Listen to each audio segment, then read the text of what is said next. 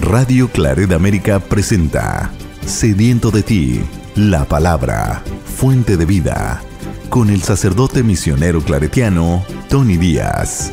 Reflexiones diarias del Evangelio. Aquí iniciamos.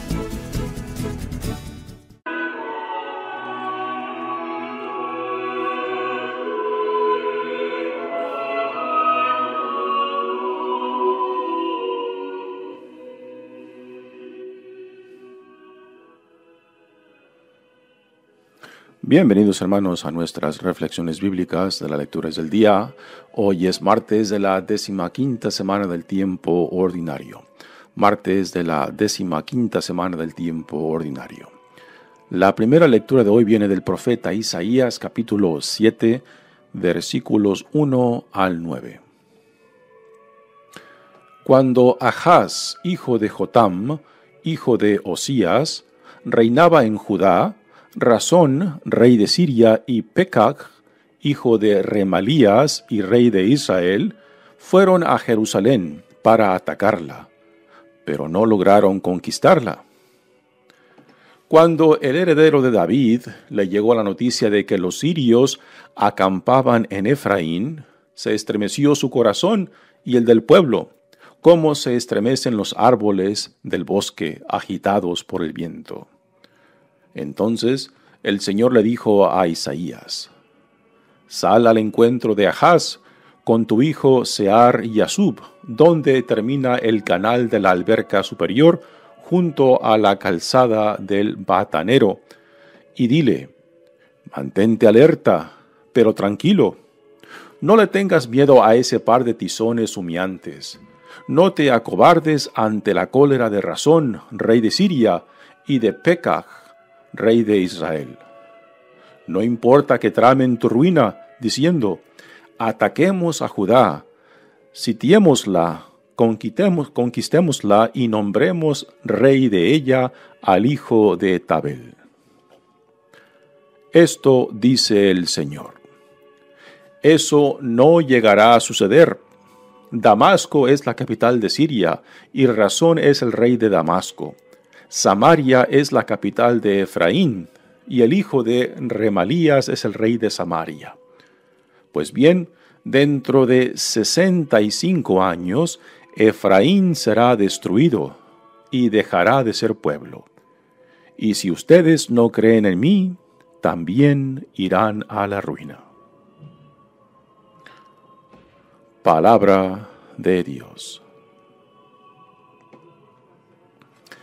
El salmo responsorial es el Salmo 47 y el responsorio es: Dios es nuestro defensor.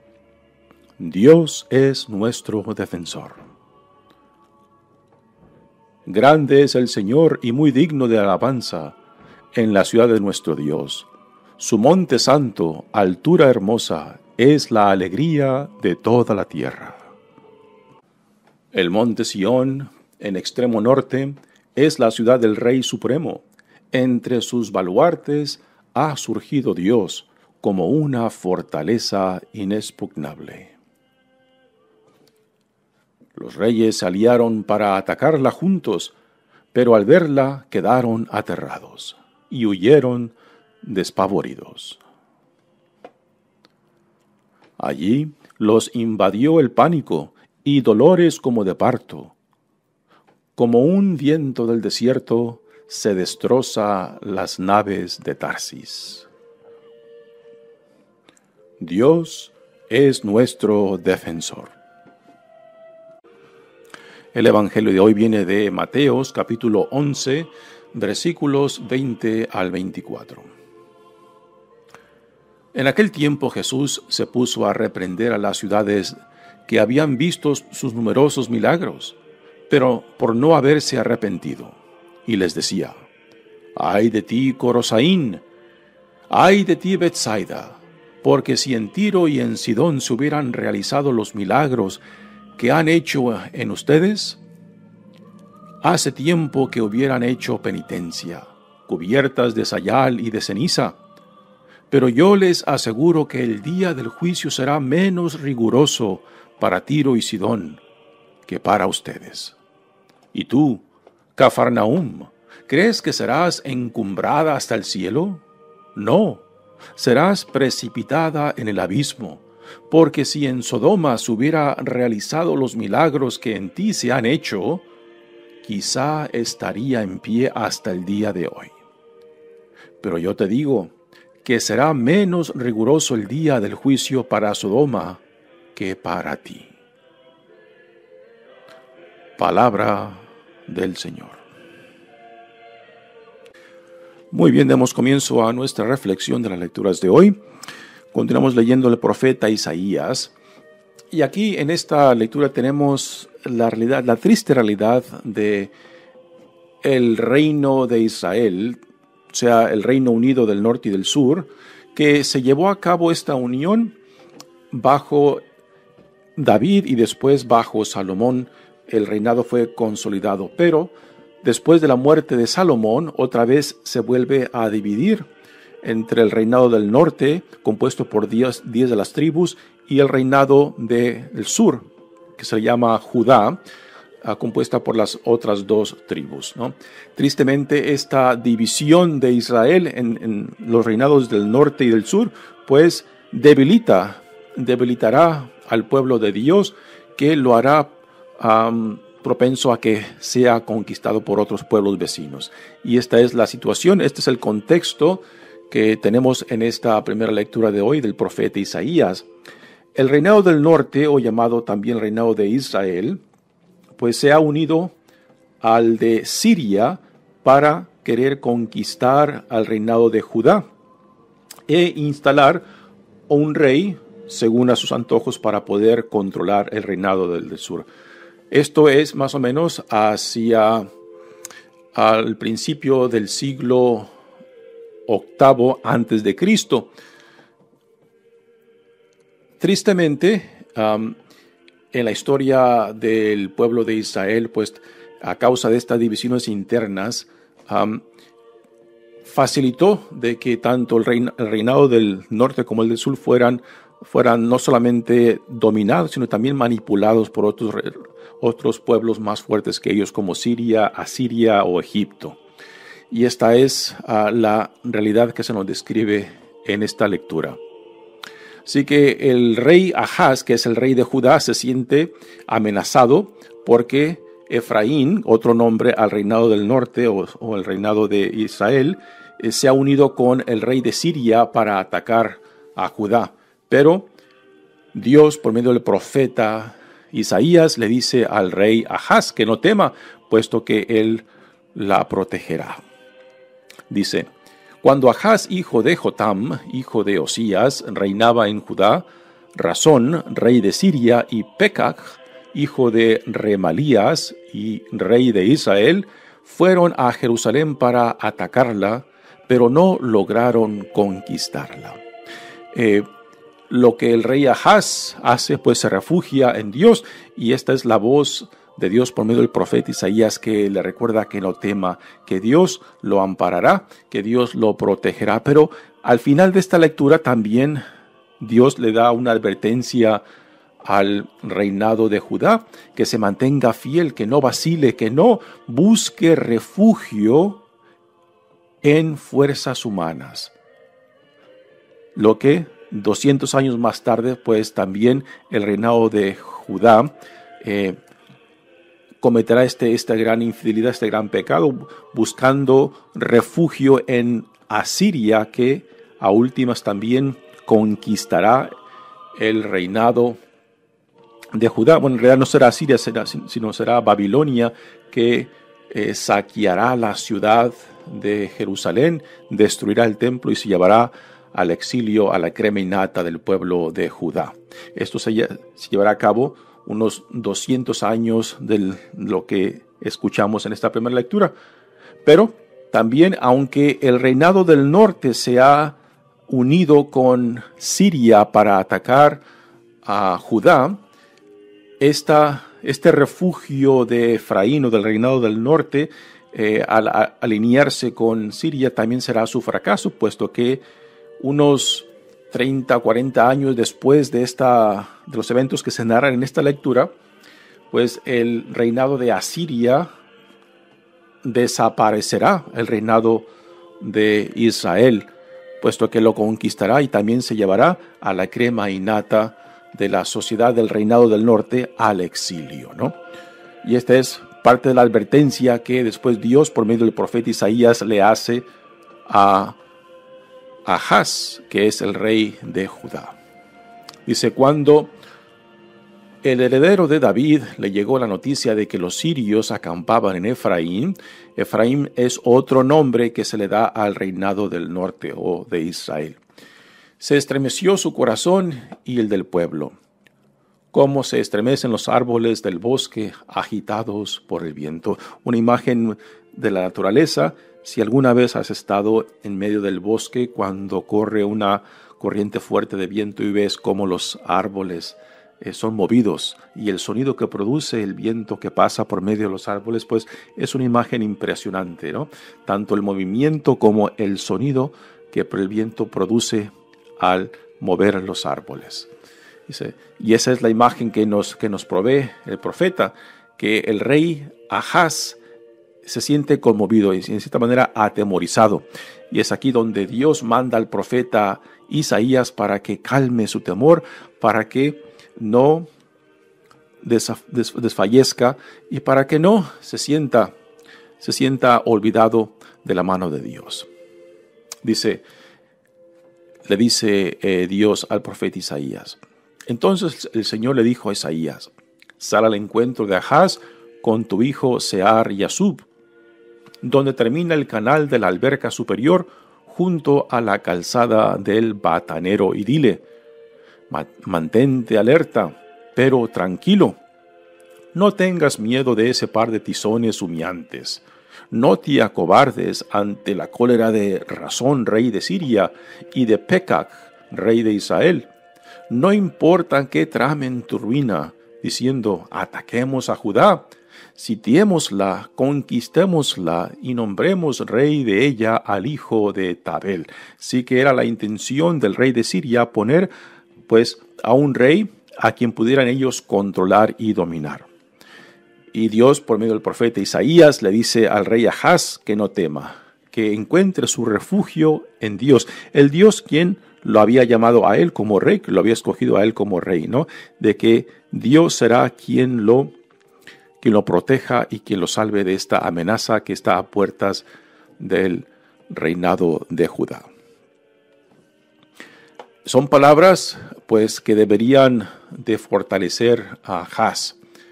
Palabras que también para nosotros que leemos esta lectura, que nos invita también a saber cómo refugiarnos en Dios. Y esto no es de que cerremos los ojos ante las realidades de la vida, ante las dificultades que la vida nos puede presentar, sino que sepamos encontrar nuestro refugio y nuestra fortaleza en aquel Dios que en amor nos crea, en amor nos sostiene y en amor nos llama.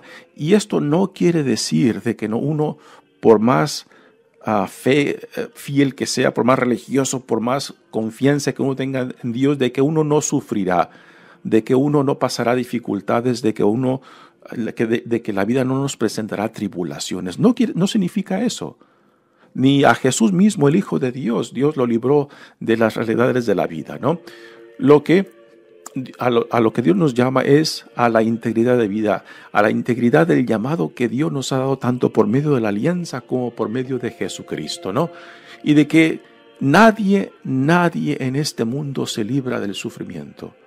Pero más vale sufrir con integridad, comprometido con Dios, que sufrir a consecuencia de la infidelidad o de la rebeldía en contra de Dios, ¿no? Yo creo que el sufrimiento que viene a consecuencias de la rebeldía y de la infidelidad es mucho más profundo, mucho más doloroso que el sufrimiento cuando uno se aferra a Dios, cuando uno se identifica profundamente con Dios, cuando uno quizás sufre injustamente, pero sabiendo de que Dios camina con nosotros. de que la promesa que Dios ha hecho, no de que nos librará de todo sufrimiento, dificultad o tribulación, sino que Dios ha hecho una promesa de caminar con su pueblo, aún particularmente cuando uno pueda sufrir inocentemente o a consecuencia de las acciones y decisiones de otros, ¿no? Dice ahora Dios al profeta Isaías para que le diga a Ahaz: esto dice el Señor, eso no llegará a suceder, o sea, de que Siria y Efraín o el reinado del norte conquistarán a Judá. Eso no llegará a suceder. Damasco es la capital de Siria y Razón es el rey de Damasco. Samaria es la capital de Efraín y el hijo de Remalías es el rey de Samaria. Pues bien, dentro de 75 años Efraín será destruido y dejará de ser pueblo. Así que no mucho tiempo después de estos eventos que nos narra la primera lectura, el reinado de Asiria conquistará al reinado de Siria y también hará desaparecer al reinado de Efraín o el reinado del norte, o también llamado el reinado de Israel, y lo desaparecerá y ya dejará de existir y se llevará al exilio a la crema innata del pueblo. Y después viene esta advertencia de Dios para Judá: y si ustedes no creen en mí, también irán a la ruina. Tristemente, esta profecía del profeta Isaías se llevará a cabo unos 200 años más tarde, cuando, bajo el imperio de Babilonia, el reinado de Judá será conquistado. La ciudad de Jerusalén será saqueada y el templo será destruido. Y la crema innata del reinado de Judá serán llevados al exilio en Babilonia. Así que estas palabras proféticas de Isaías se llevarán a cabo cuando también el reinado de Judá buscará refugiarse no en Dios, sino en Asiria o en Egipto. Y ya para aquel entonces también palabras del profeta Isaías serán dirigidas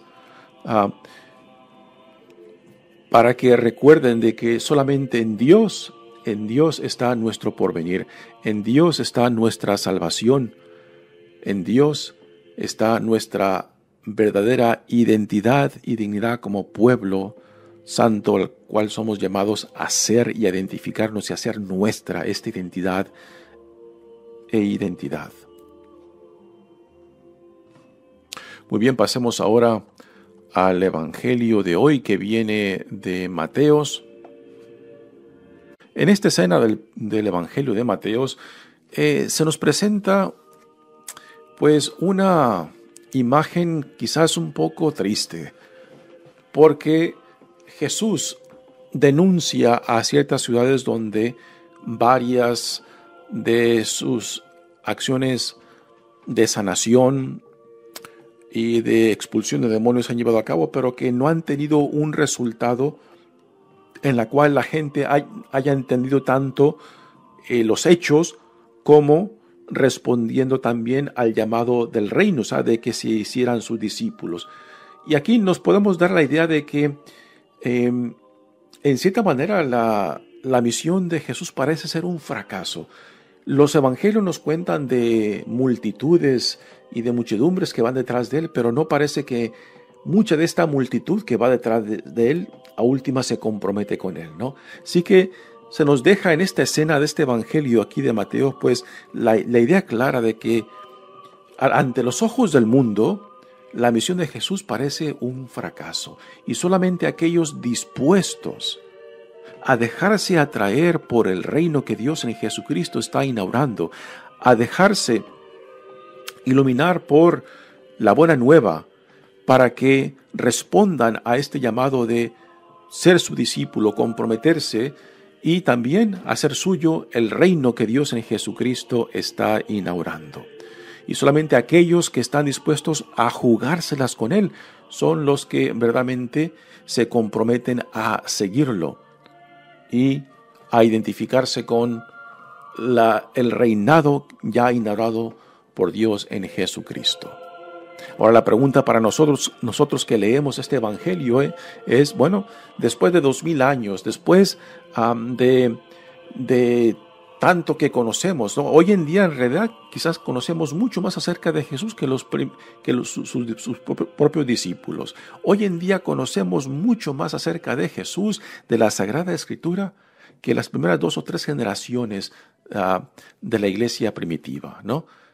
Y la pregunta es, bueno, con tanto privilegio de conocimiento, con tanto privilegio de la historia que tenemos hoy en día, ¿nos hace hoy en día más dispuestos a corresponderle a Dios en este llamado que Él nos hace en Jesucristo? ¿Estamos dispuestos a jugárnoslas con Él? Así que este evangelio de hoy también hoy nos confronta, nos reta, y estas denuncias que Jesús hace, pues también deben de resonar en nuestros corazones, pues denuncias que nos llaman a responder al reino, a la buena nueva que Dios en Cristo nos da. Si hemos de escoger un tema de este evangelio sería el siguiente, ¿no? De que el privilegio de ser los recipientes de la buena nueva implica más responsabilidad. Mientras más privilegio Dios nos da, pues entonces más grande es nuestra responsabilidad de corresponderles y de producir frutos del reino. Así que si hoy en día, hoy nos vemos como privilegiados por llevar el nombre de cristiano, pero si no producimos los frutos del reino que implica esta identidad de ser seguidores de Cristo, discípulos de Jesucristo, hijos e hijas de Dios, si no producimos los frutos del reino, entonces muy poco significa llevar este nombre. Yo creo que todo lo contrario, el llamarnos cristianos sin responder, sin producir los frutos, entonces nos condena. Por eso, la gran necesidad de preguntarnos constantemente, ¿no? Si día tras día estamos dispuestos a decir nuevamente, sí, Señor, hoy en día también quiero responderte, hoy en día también deseo jugármelas contigo, hoy en día también deseo confiarme en ti. Es la vida de aquellos que se reconocen que hemos recibido este gran privilegio, pero que este privilegio exige, demanda una respuesta, demanda frutos, ¿no? Y este es el principio que este evangelio nos propone, ¿no? Todo privilegio, mientras más grande el privilegio, más grande la responsabilidad. Dice el evangelio: en aquel tiempo Jesús se puso a reprender a las ciudades que habían visto sus numerosos milagros por no haberse arrepentido. O sea, el llamado de Dios en Jesucristo es, ante todo, el arrepentimiento. Es la puerta por la cual todos tenemos que pasar. Cuando reconocemos que vivimos en oscuridad, cuando reconocemos que vivimos en enemistad, en rebeldía contra Dios, ¿no? Y que el mensaje de la buena nueva es reconocer nuestra oscuridad, nuestro pecado, nuestra ceguez, nuestra necesidad de la gracia de Dios. Es el primer paso, es la puerta del arrepentimiento, y el arrepentimiento después nos tiene que llevar a decir sí, a escoger la vida en abundancia que Dios en Cristo nos ofrece, ¿no? Así que la respuesta que Jesús ha tenido de su predicación y de sus acciones milagrosas, pues parece que ha sido pues miserable. Parece que no ha tenido mucha respuesta, puesto que son pocos aquellos que se han decidido a seguirlo a Él como discípulo. Y ahora vienen las condenaciones, los ayes de Jesús. Dice, ay de ti, Corosaín, ay de ti, Betsaida. Hoy en día los comentaristas nos dicen de que la localidad de Corosaín es un poco incierta, que quizás fue un pueblo cercano al lago de Galilea. Betsaida, nos dicen los comentaristas que es el pueblo de Pedro, Andrés y Felipe, 3 de los apóstoles de Jesucristo, que después los encontramos en Cafarnaúm. Parece que de Betsaida, tanto Pedro como Andrés, su hermano, se mudaron a Betsaida, que también es otro pueblo pesquero en la parte noroeste del mar de Galilea, y que ahí en Cafarnaúm, donde Pedro y Andrés vivían, ahí fue donde Jesús se instaló y lo hizo como el centro de sus idas y venidas en su ministerio en la región de Galilea. Así que Corosaín y Betsaida son lugares donde Jesús, parece, según nos dice el Evangelio, llevó a cabo predicación y también como actos milagrosos de sanación y expulsión de demonios. Aunque en realidad los evangelios no nos cuentan de estas predicaciones o también sanaciones o milagros que Jesús haya hecho en estos dos pueblos. En Betsaida se nos cuenta una o dos sanaciones que Jesús llevó a cabo. Así que podemos decir de que los evangelios no nos cuentan todo de lo que Jesús predicó y lo que Jesús hizo, porque en realidad no nos dicen mucho o casi nada, particularmente de Corosaín, de lo que Jesús enseñó o hizo en ese pueblo. De Betsaida 1 o 2. Así que con esto podemos concluir de que los evangelios no nos cuentan todo lo que Jesús enseñó e hizo. Y aquí Jesús los compara con Tiro y Sidón. Compara a Corosaín y Betsaida con Tiro y Sidón. Tiro y Sidón son dos pueblos de la parte noroeste pegados al mar Mediterráneo. Esta es la provincia de Fenicia, y Tiro y Sidón son dos ciudades gentiles, o sea, paganas, que estaban pobladas en su mayoría por no judíos, o sea, por paganos. En esta región de Tiro y Sidón Jesús se refugia un par de veces, y es ahí donde se lleva a cabo una de las curaciones, uno de los milagros más impresionantes que tenemos en los evangelios, cuando esta mujer sirofenicia viene a Jesús para que le sane a su hija que está enferma, ¿no? Es una escena muy conmovedora de una mujer pagana con una fe impresionante que aún hasta Jesús lo deja impresionado. Y no puede Jesús negarse o cerrarse a la petición de esa mujer, y que Jesús ve en esta mujer una fe que ni entre su propia gente ha visto, ¿no? Así que Jesús dice, si en Tiro y Sidón se hubieran hecho las obras que se llevaron a cabo en Corosaín y Betsaida, ya se hubieran convertido ellos también, ¿no? Así que Corosaín y Betsaida fueron testigos de muchas cosas de Jesús, y sin embargo no producieron una respuesta favorable para el llamado del reino. Lo cual, estas debe de razonar para nosotros, ¿no? ¿Qué tanto nosotros respondemos y producimos para el reino después de tanto privilegio, después de tanta enseñanza, después de tanto conocimiento? Si estamos respondiendo a lo que se nos está dando, o simplemente lo tomamos como un privilegio sin la responsabilidad de responder y producir frutos del reino. Dice, hace tiempo que hubieran hecho penitencia cubierta de sayal y de ceniza, pero yo les aseguro que el día del juicio será menos riguroso para Tiro y Sidón que para ustedes. Y tú, Cafarnaúm, nuevamente Cafarnaúm fue el pueblo que Jesús utilizó como centro de actividad entre sus idas y venidas en la región de Galilea. Y muy probablemente fue la casa de Pedro y Andrés donde Jesús se había instalado, ¿no?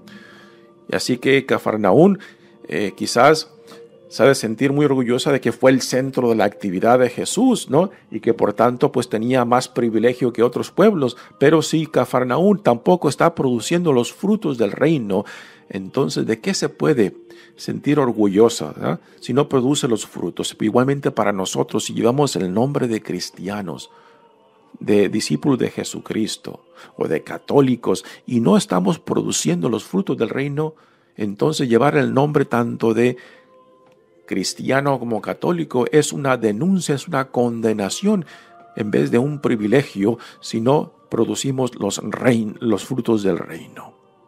Y tú, Cafarnaúm, dice, ¿crees que serás encumbrada hasta el cielo? No, serás precipitada en el abismo, porque si en Sodoma se hubieran realizado los milagros que en ti se han hecho, quizá estaría en pie hasta el día de hoy. Pero yo te digo que será menos riguroso el día del juicio para Sodoma que para ti. Así que los privilegios que recibimos de Dios tienen consecuencias, exigen, demandan frutos del reino, puesto que toda gracia de Dios producirá frutos y no regresará a Dios vacía. Con o sin nosotros, Dios llevará a cabo su plan de salvación. Y la pregunta es si queremos ser parte de esta acción salvadora, de este plan de Dios para el mundo. Así que no es nada automático. Si tomamos el privilegio sin la responsabilidad, pues entonces nosotros mismos estamos firmando nuestra propia condena cuando no respondemos, cuando no producimos lo que Dios nos pide de estos grandes privilegios, de esta grande gracia de llamarnos hijos e hijas de Él. Muy bien, mucho más podemos dialogar acerca de esta escena que Jesús nos comparte, ¿no? Y que no es nada automático. Dios espera, Dios exige, Dios demanda una respuesta a su llamado, a su amor, a su gracia, a su espíritu. Mi nombre es Padre Tony Díaz, misionero claretiano. Que Dios los bendiga. Radio Claret América presentó Sediento de ti, la palabra. Fuente de vida. Sus comentarios son importantes. Contáctenos en radioclaretamerica@gmail.com.